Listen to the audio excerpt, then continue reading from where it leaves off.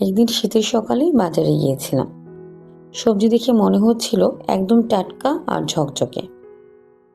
ভাবলাম আজ বুঝি খুব ভালো বাজার করেছি। কিন্তু সেদিনই বুঝলাম দেখতে ভালো মানে সবজি ফ্রেশ না।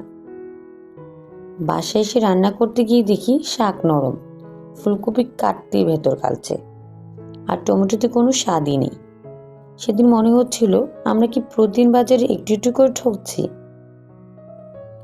সেদিন থেকে আমি খেয়াল করা শুরু করলাম বাজারে অভিজ্ঞ মানুষগুলো কি দেখে সবজি নেই, কোনটা নেই আর কোনটা রেখে দেয়।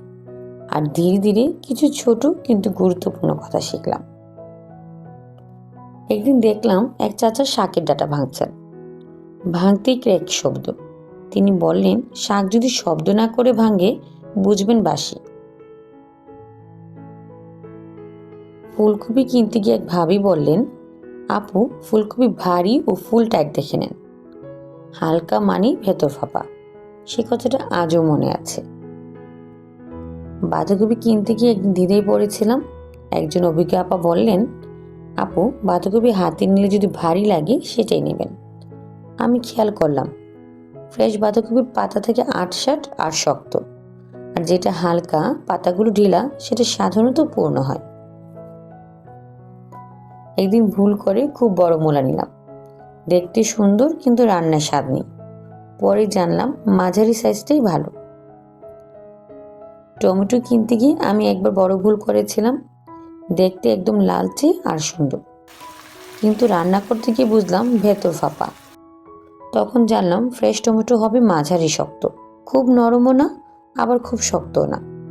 আর টমেটো যদি অস্বাভাবিক চকচকে হয় একটু সাবধান হওয়াই ভালো। আমি লক্ষ্য করলাম কিছু সবজি অস্বাভাবিকভাবে চকচকে, এক সপ্তাহ পরও নষ্ট হয় না। তখন বুঝলাম সব চকচকে জিনিস ভালো না। এখন আমি চেষ্টা করি সকালে বাজার করতে, লোকাল সবজি নিতে, আর খুব সস্তা দেখলে প্রশ্ন করতে। বাজারে আমরা শুধু সবজি কিনি না, আমরা পরিবারের স্বাস্থ্যের দায়িত্ব নিই। একটু সচেতন হলেই বাজার থেকে শুরু হয় সুস্থ জীবন।